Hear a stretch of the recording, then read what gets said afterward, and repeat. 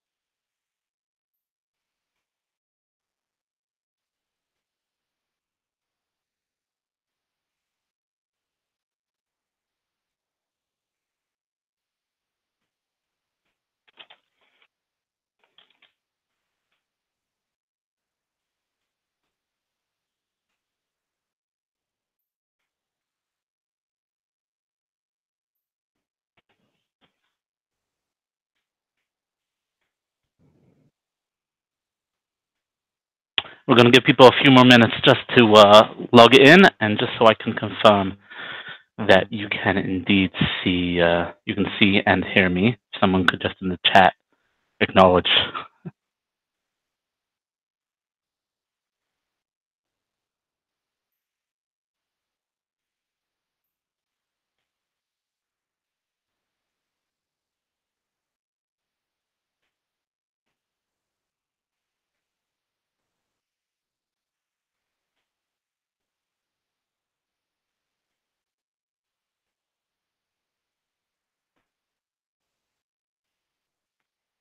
I'm just waiting for acknowledgement that I can be seen. If anyone in the chat, or someone can text me, preferably, just to let me know that you can see that this is actually live.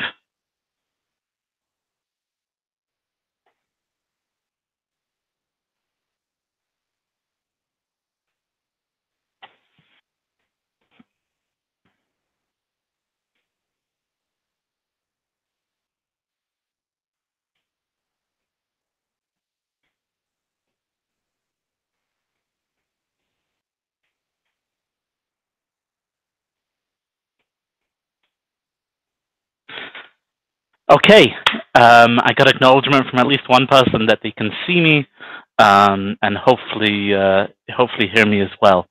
Hopefully that counts. So good evening, everyone. I hope that awesome. I got another acknowledgement that I'm being seen, and now the acknowledgements are coming in thick and fast, including my mother. Okay. Good evening, everyone. It is great to that we can utilize this amazing technology to share some divrei Torah with each other. Pesach is obviously an incredibly busy time, and this week is high pressure and high stakes. So part of the preparation of Pesach is obviously not just about cleaning, and it's not just about cooking, but it's certainly having the ability to stop for a few minutes and share some divrei Torah, share some thoughts with each other, and prepare spiritually and emotionally and mentally for what should be, please God, a very, very special holiday together. So I have 10 ideas to share with you. On our website, I have kind of created a cheat sheet that you can go to and print a basic summary of each idea, so you don't have to take notes, so you don't have to pay attention really. You could just go to that cheat sheet, print it out, and sit with it at your Seder. The ideas essentially shouldn't be more than 5 minutes per idea, so they should be fairly simple and straightforward. And they're organized in order of the Seder, so you don't even have to flip through. You could just follow through the Seder. Okay, so we're going to begin. Each idea, I hope, is going to be about 5 minutes. When I've done this in the past in my other communities, I've began the evening with two things, essentially. Firstly, a memory of my childhood from a Seder that I remember. And I share this specifically because the Sedarim bring up so many memories. And it's about connecting the past with connecting the future and trying to help our children and the children at our Seder connect to that that passed. So one of my favorite memories as a child at the Seder was we used to have Sederim with my grandparents, and we would have about a 45-minute walk home after the Seder.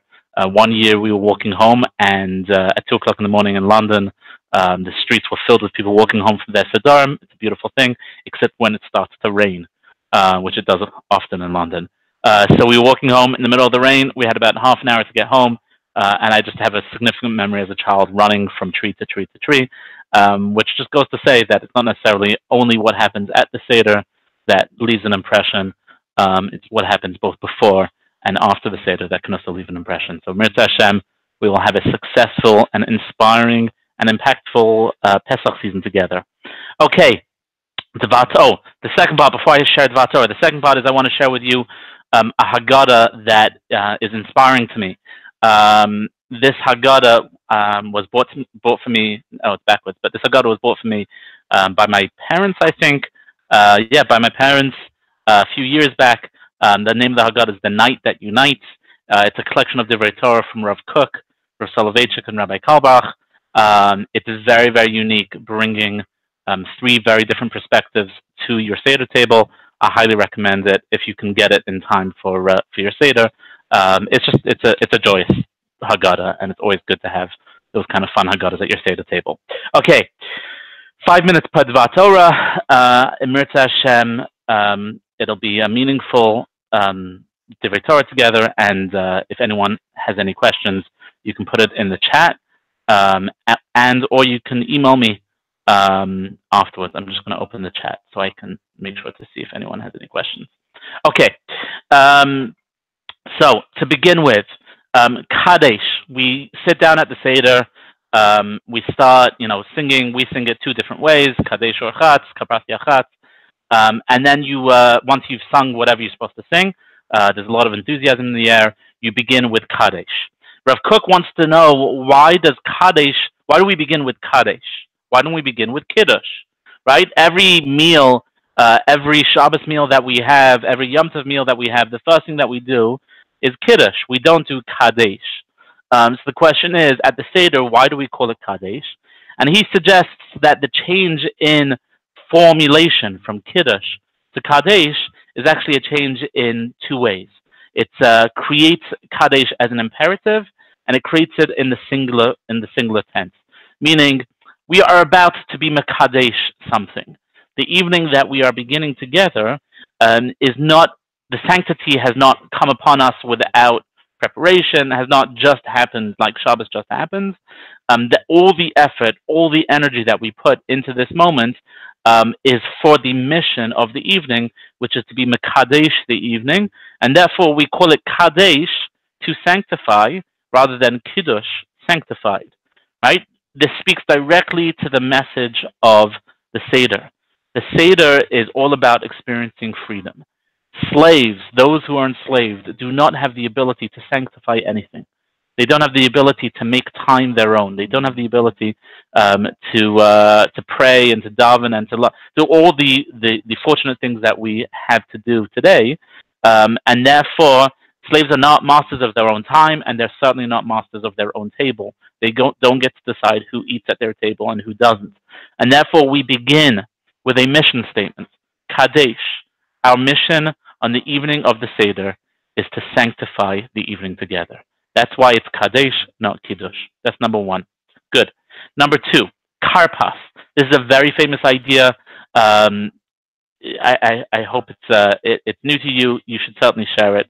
I love sharing this every year. What is the symbolism of Karpas? Why do we dip Karpas? Why do we take some kind of vegetable? Whether in my family it is potatoes. Some families I know have the custom to dip celery.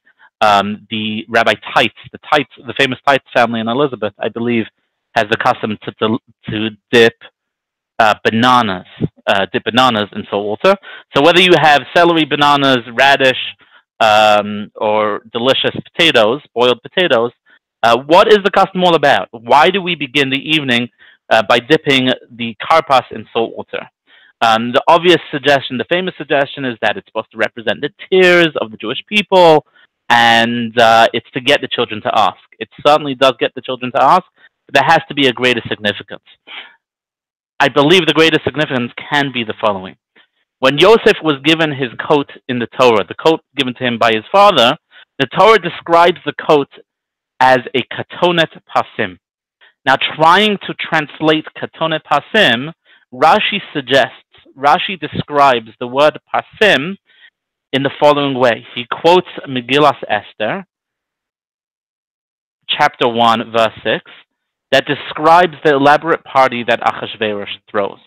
And there were chairs and couches and curtains, and they were all made of very fine wool and fine silk and velvet. And the language used at the beginning of the Megillah is chor, karpas, utchelas. That karpas is some kind of fine velvet fabric that was used to cover the beautiful couches at the party of Achashverosh. So Rashi connects that word karpas to the translation of katones pasim. That pasim is karpas. Okay, so how does this all come together?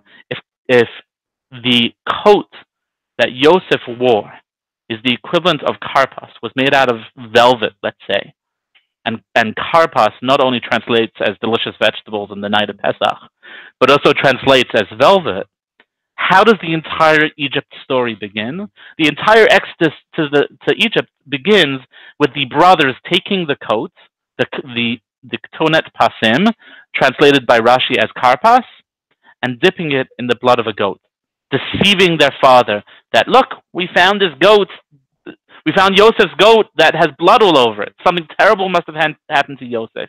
That was singularly the point where the first Jew travels to Egypt and starts the process of exile. And therefore, right at the beginning of the Seder, we take karpas. We take what we call karpas, which can be connected to chor, karpas, tcheles, can be connected to the coat of Joseph, and we dip it in salt water to commemorate the first moments of the exile to Egypt. Okay, continuing, that's idea number 2.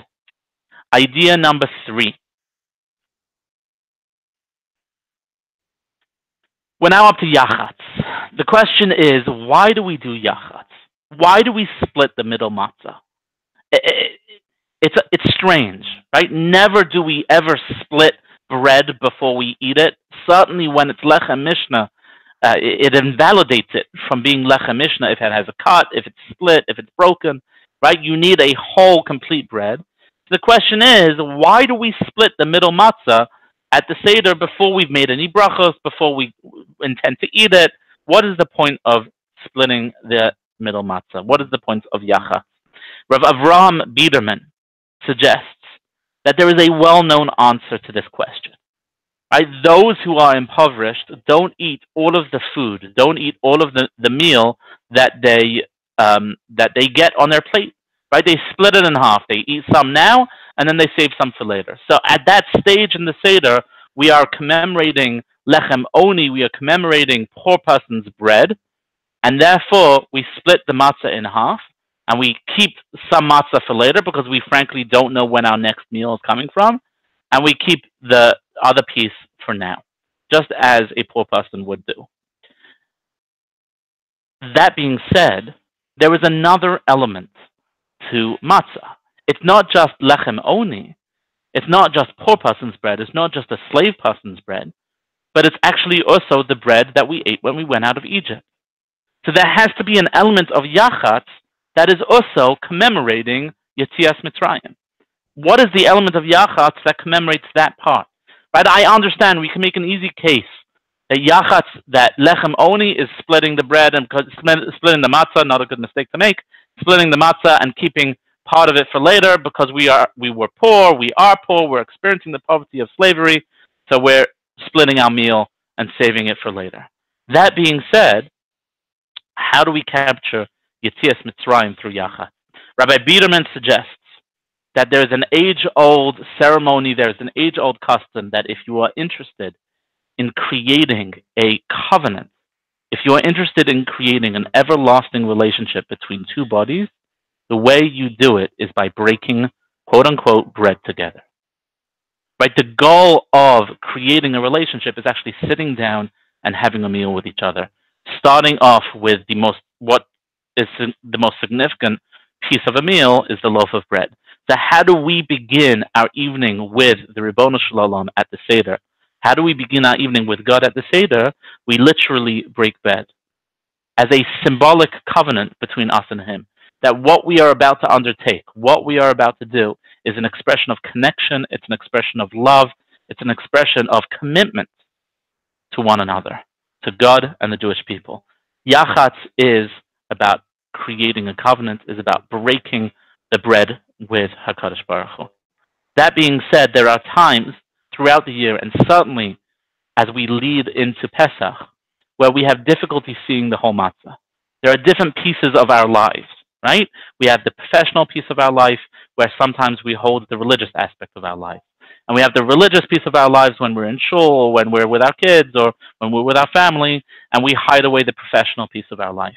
The Seder, Yetzias Mitzrayim, and Pesach challenges us to see if we can create the whole matzah. It challenges us to see if we can see our lives holistically and understand, do we have the connection to God that we are looking for, or are we hiding pieces of ourselves away? Are we inconsistent at various times throughout the year?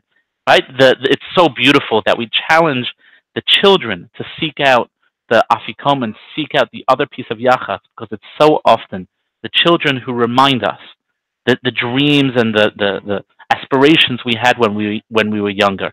Are we hiding away pieces of ourselves that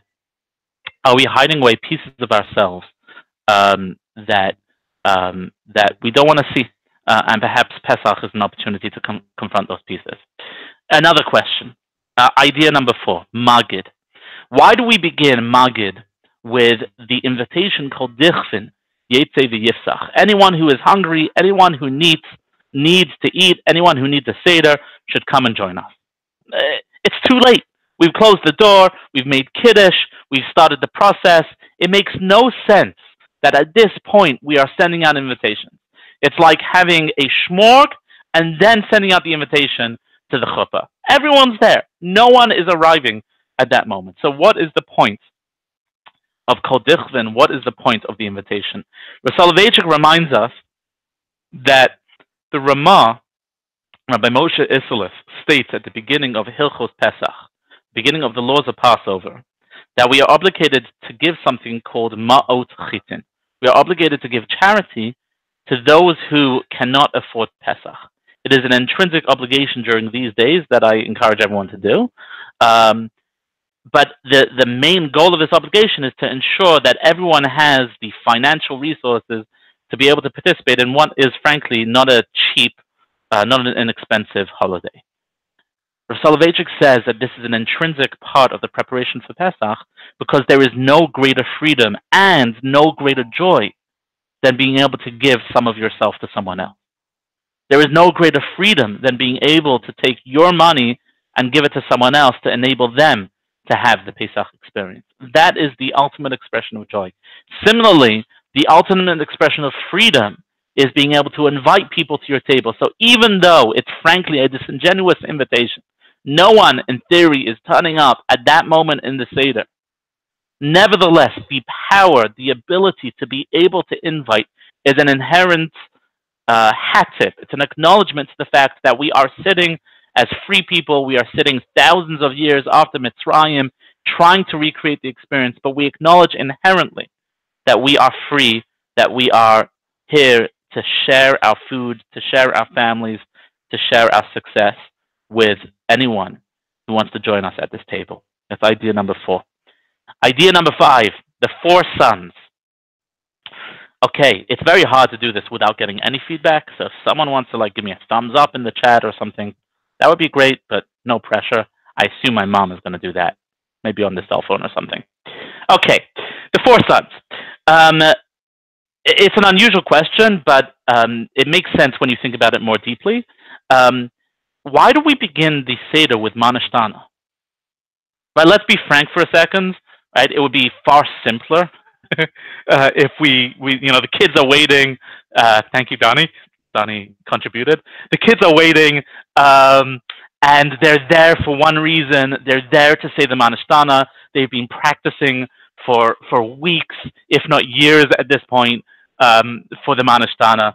And why do we wait? Like Kiddush, we go through a whole series of steps before we get to the Manishtana. It's the highlight of the evening. It captures the entirety of the Seder. It asks all the questions that we're looking to be asked. It begins the fundamental point of V'higadat levincha, son, daughter, ask your questions, and I am going to fulfill the mitzvah straight away. Why do we start with something else? The Alexander Rebbe suggests that while asking questions, while being inquisitive and curious, is a very, very deep and important spiritual pursuit, we have to remind ourselves it's not the mission of the evening. Yes, we are told that the best way to create continuity from generation to generation, the best way to create a connection from that generation that left Egypt to the generation that is being born today and this month and this year, the way to connect 3,000, 4,000 years of continuity is through inquisitiveness and is through curiosity and is through question answering. But it's not the mission. The goal is not to get the children to ask questions. The goal is Jewish continuity. The mission, as we said when we started, is Kadesh. We don't start with Manishtana because that's not the goal. That's not the mission. We start with Kadesh because our job, our mission this evening is not to get the children to ask, but is to get the children to be engaged, to get the children to understand that they are part of the chain, that they have what to contribute to the story. Therefore, we start with the mission statement. We start with the Kadesh. We start with the Kiddush. We start with creating curiosity. We start with an engagement. And then finally we get to the Manishtana, the piece de resistance, and we start their special role in the evening.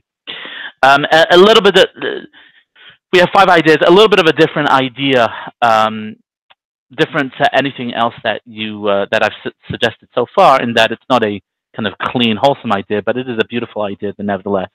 As you read through the 4 sons, you have the Chacham, you have the Rasha, you have the Tam, and you have the She'eno de Lishal. Just note that they're not opposite from each other. The opposite of a Chacham is not a Rasha, and the opposite of a Rasha is not a Chacham. The opposite of a Tam is not a She'eno de Lishal, and the opposite of a She'eno de Lishal is not a Tam. These are not opposite children of each other. These are just 4 types of children that, thank God, turn up to the Seder. Mirta Hashem, you can keep the Rasha at the Seder. But yes, they turn up to the Seder. And the question that the Kedushas Levi wants us to know is, which child do you aspire to be? Rav Levi Yitzchak of Berditchev wants to know, as you're sitting there at the Seder, reading about the 4 sons, and you're imagining, you're putting these different kinds of personality traits on yourself, seeing parts of yourself in each of those sons. Which of the sons should you aspire to be? And of course, he takes an unconventional suggestion and says, not the Chacham, not the Rasha, not the Tam, but he sees himself as the She'eno Yadei Lishal. He describes himself as someone who doesn't know what to ask, doesn't know what questions we should even ask. Right? In a world where suffering takes place on such an unprecedented level, right? Living in an era where humanity is still at war, when we are still fighting, when we are still in exile, and we can't live freely, how does one come up with the right questions to ask Ribbono Shel Olam? How does one come up with the right questions, the appropriate questions? How does one even formulate a question in a world where suffering can take place? And therefore, the response to the She'eni Yadei Lishal is that the father, the parent, has to teach the child to ask.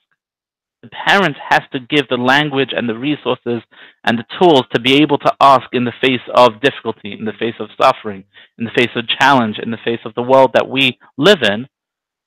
The parent has to give the She'eno Yadei Lishal those tools. The Kedushas Levi says we have to view ourselves as a She'eno Yadei Lishal.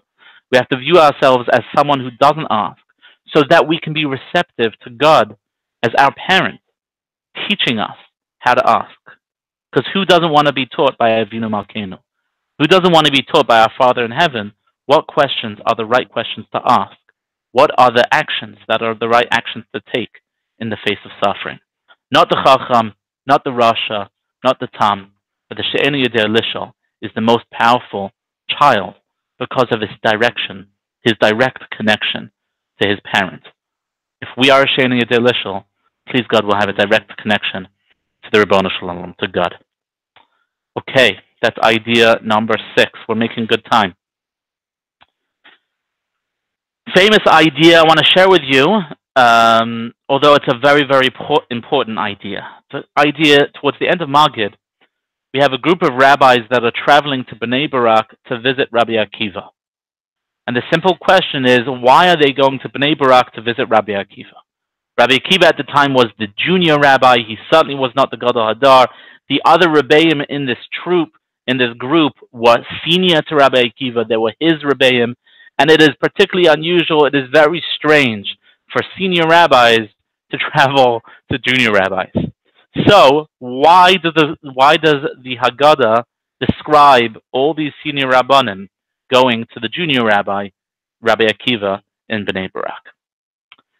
Rav Yosef Tzvi Rimon, who I believe is the Rav of Alon Shvut, suggests that we have to remember the context within which these rabbis lived. Right? What was going on at the time? What was the political reality? The political reality was they were living in the shadow of the destruction of the Beis HaMikdash, the destruction of the temple, and they were living in the shadow of the failing of the Bar Kokhba revolt. Any hope, any aspirations for Jewish independence, any aspirations for Mashiach coming, any aspirations for a robust, vibrant Jewish future had been crushed. There was pain, there was suffering, there was terrible things taking place in the land of Israel at the time. And so these rabbis looked to the night of the Seder and said, how are we supposed to do this? How are we supposed to sit and say Avodim Hayinu? How are we supposed to sit and pretend like we're going out and recreate the experience? We are enslaved now. How can we do that? There are some incredible stories about people in the camps during the Shoah, about their resilience, their commitments to trying to resist partaking in some form of chametz as best they can. How can a human being do that in the midst of such suffering? So they turned to the perpetual optimist, right? They turned to the rabbi who famously at the end of Gemara Makos is walking on Har Zeitim and looking down on a destroyed Beis HaMikdash. And Rabbi Akiva looks down and sees a fox walking through Har Zeitim. The other rabbis, as Rabbi Akiva, start crying. The destruction is so dreadful. We've been lost. We've been abandoned by God. And Rabbi Akiva starts rejoicing. Because if the prophecy that the Beis HaMikdash will be destroyed came true, then the second half of the prophecy also has to come true, that the Beis HaMikdash will be rebuilt. It's a conditional prophecy. And Rabbi Akiva, even though he was junior, he had the full scope. He had the full vision. He understood the entirety of Jewish history and understood that we are in the midst of the second half of the Nevuah. Yes, the Beis HaMikdash is destroyed. Yes, we have plenty to mourn over. Yes, there is suffering. Yes, there is challenges, my colleagues, he said to the rabbis who visited him in Bnei Barak. But we have to root this evening in Siyat Deshmaya, in faith, in bitachon, that the first half of the prophecy came true, and therefore the second half of the prophecy came true. And that's why perhaps they recited the Haggadah all evening until Kriya Shema. One of the famous suggestions, and I don't know if this is historically accurate, but we say it at my Seder every year, so it's accurate at our Seder. One of the suggestions is that Kriya Shema was actually the battle cry of the Bar Kokhba army. So there's a tension in the room, right? They're sitting there, they're talking about Yetzias Mitzrayim, they're talking about the experience of going out of Egypt, and they're trying to, these are the spiritual and military leaders of the Jewish people at the time, they're trying to figure out what is their Yetzia from their current suffering? How do they get out of their current situation? And finally, war is upon them, and the student bursts through the doors, and Higiya Zman Kriya Shema. The time has come for Kriya Shema. It wasn't necessarily that Kriya Shema had come. Kriya Shema was the battle cry for the Jewish people. And therefore, right, they looked to Rabbi Akiva to keep them honed in on the ultimate goal of Geula, even if it wasn't coming for many, many, many generations. They looked to Rabbi Akiva, their junior, for perspective. That's idea number 7. Idea number 8.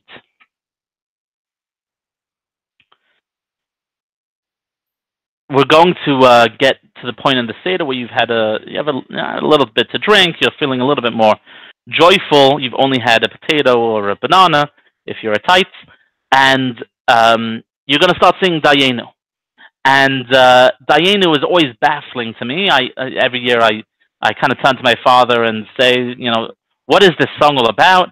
And my father always says, Dayenu is not, it's not a statement, but it's a question. Dayenu, would it have been enough? Would it have been enough just to take us out of Egypt and not bring us to Sinai? Would it have been enough over and over and over again? But assuming that that's not the case. Dayenu, it would have been enough. Is it true that it would have been enough for God to take us to Mount Sinai, but not to give us the Torah? Out of all the things that are said in Dayenu, I can understand everything Rav Levi Yitzchak of Berditchev says, except for that one. The entirety of the universe, the entire existence of humanity was put into place for that moment. So what do you mean, Dayenu? It would have been enough to bring us to Har Sinai just to not give us the Torah? What a letdown. That makes no sense. Right? The entire world would have been destroyed. The Kedushas Levi, Rav Levi Yitzchak of Berditchev suggests it would have been enough, because Mistama, we would have been like Avram Avinu.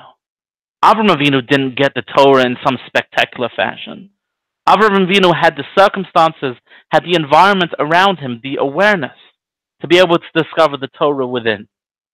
Avram was inspired, looked at the world he lived in, examined the realities of his world, and realized there is a greater God here. There is a greater unifying force in this world. And understood and studied and explored the world, and through exploring the world, understood what the values and what the messages and what the mitzvot of the Torah are. The Kedushas Levi suggests, had we arrived at the foot of Mount Sinai but not received the Torah, we would have found the Torah within ourselves.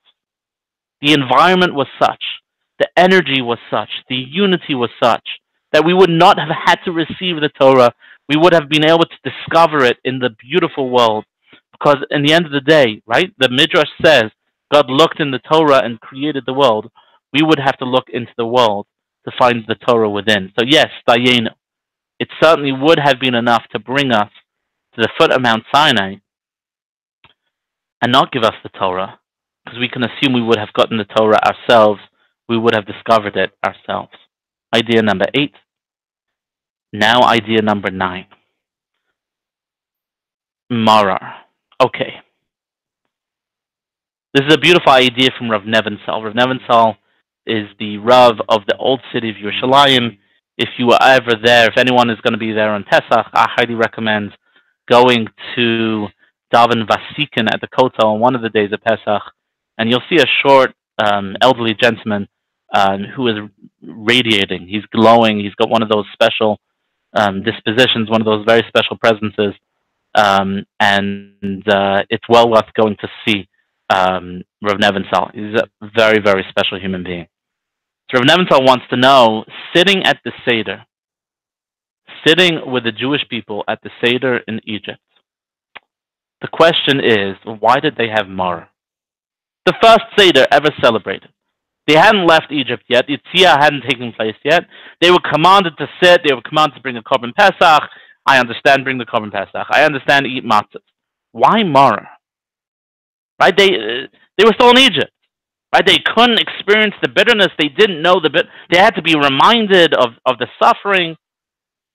Right? They needed the assist from the tool of the Mara to help them get through. So Rav Nebenzahl suggests that according to some opinions, the Jewish people had been freed for at least 6 months, if not a year and a half. Right? The work had stopped on the Rosh Hashanah, either the Rosh Hashanah before or the Rosh Hashanah before that. And not only had the slavery ceased for at least 6 months, if not more, but they had started living like kings, because they were in a privileged situation. Right? When the Egyptians needed water because all the water had turned to blood, the Jewish people had water, had plenty of water. They were living like kings in Egypt. And as soon as you live like a king, just for a short amount of time, guess what you forget? you forget what it's like to be a slave. You need that prop. You need the Mara to remind you, even if it's just 6 months, you need the Remara to remind you that you were a slave, that things weren't always as good as they were today, even in Egypt. This may explain why the people later in Beshalach turn around to Moshe Rabbeinu and say, take us back to Egypt. Because we had great meat and we had great food and we were comfortable in Egypt. Why would the Jewish people request to go back to Egypt? They were slaves. They weren't requesting to go back to slavery. They were requesting to go back to the 6 months where they lived like kings. They were requesting to go back to those 6 months where there was no slavery and where they had the position of leverage because the Egyptian people were suffering through 10 plagues and the Jewish people were not. And so when they make the request to Moshe, they said, I don't understand why you took us out. Things were great for us. Things were good for us. What is the point in exile? We've been freed. We can stay here. We can stay in Egypt. That's why they complain later on in Parshas Beshalach. That's idea number 9. And finally, idea number 10. This is a beautiful idea. It's hard to notice that we split Hallel into two on the night of the Seder. We say part of Hallel before the meal, and we say part of Hallel after the meal. And it's very unusual, right? That is pretty much the only time in the Jewish calendar that we split the Seder into two parts, into two sections. And the question is why? Why do we do that? Right? It's hard to remember because everyone's kind of rushing at that point to get to the meal, and we're hungry, and blah, blah, blah, blah, blah, blah. And you finish the meal, and then no one's complaining that we've already said 2 or 3 paragraphs of Hallel because, okay, great job. We're ahead of the game. No problem. That's great. But there is an inherent question there. Why do we set it up the way we set it up? Why not do, the entire Hallel after the meal, and then everyone will be a little bit happier because the meal is a little bit earlier? Or do the entire Hallel before the meal and just make it a little bit more complicated? But, why split it? Why surround the meal with Hallel? The Sefer Emek Bracha, in his Haggadah, suggests that there are 2 types of praise that we offer God. There's Hallel, and then there's Shira. What is Hallel? Hallel is a commemorative prayer. Hallel is a commemorative song that we offer God. When we are trying to commemorate an event in history, when we're trying to pay note in a significant day, we recite Hallel because it happened a long time ago, and we need a formulaic expression of gratitude to the Ribbono Shel Olam, to God, for that which took place so long ago. But there is another type of Hallel. There's a Shira Hallel. Right? The Shira is not commemorating that which took place years, generations, millennia ago. Shira is a spontaneous response to an incredible event. Right? If, God forbid, you're crossing a street and, not God forbid, you got saved, a car just missed you, it's an appropriate time to turn around and sing Shira, to thank God for saving you. Right? If you experience a tremendous event, an amazing event, then the appropriate response is not Hodu Lashem Kitov Kilam Chasto, is not Hallel. The appropriate response is Az Yashem Moshe. Just like the Jewish people, when they walked through the Yam Suf, they spontaneously broke into music and song. The appropriate response to live action miracles that you experience is Shira and not Hallel. So what are we doing on the night of the Seder? On the night of the Seder, we are trying Laharos et Atzmo. You're trying to create an environment and a situation where you yourself are experiencing Yetzias Mitzrayim. And if you have truly created that environment, if you created the experience of going out of Egypt, if your table feels like Egyptian and slavery and Yetzias Mitzrayim and Lechem Oni and Mara and Matzah, etc., right? You feel all the experiences, that we can't help ourselves but break out into Shira, right? As we introduce the first Shira, the first Hallel that we recite before the meal, we introduce the first Hallel by saying, V'nomar lefanav Shira Chadasha. We have to sing your praises. We have just experienced going out of Egypt. There has to be a Shira at this moment. And so we recite the first part of Hallel. Then we eat. The second part of Hallel already is commemorating the historical events. It's already commemorating generations, millennia ago, the Yetzias Mitzrayim. And that's why we split it. There has to be two Hallels on the night of Yetzias Mitzrayim. There has to be a Hallel that commemorates the events that took place 4,000 years ago, and there has to be a Hallel that is an expression, a true sense of Shira. In Mirza Hashem, this year, as we recite our Sedarim, as we sit around the table with our families and have the opportunity to share some Divrei Torah, and we have the opportunity to experience and tell the story of Yetzias Mitzrayim, in Mirza Hashem we will experience that very special experience of Yetzias Mitzrayim with our family, with our nation, with our people, so that the Shira that we sing right before eating the meal will be a Shira that is so genuine in its reflection of this beautiful meal, this beautiful experience of the Seder. And then when we recite the Hallel, we'll thank God for the history, for the connection. Donnie Engelhardt just said, he learned a Mishnah in Pesachim that Hallel was always sung when the Korban Pesach was eaten. I'm imagining a joyous meal of eating and singing at the same time, rather than sequential as we do. I always thought that the meal was actually part of the Hallel experience. It's just because I enjoy meals, so I imagined it as part of the Hallel experience. But it was certainly a celebratory experience. So Donnie, thank you for sharing that. I would like to wish, on behalf of my entire family, a Chag Kosher V'Sameach to everyone. Thank you so much for to about the 25. Excuse me. I made it the whole way without sneezing. Thank you to the 25 or so of you who participated, who joined for this broadcast. Again, the cheat sheet is available on our website. Excuse me. The cheat sheet is available on our website. So feel free to download that. The 10 ideas are explained in full, basically 1 or 2 paragraphs per idea on that cheat sheet. If you have yet to sell your chametz, email me and let me know. All the information that you need for Pesach is on the Pikesville website. Let me know whether this was helpful, if you enjoyed this, if this was good.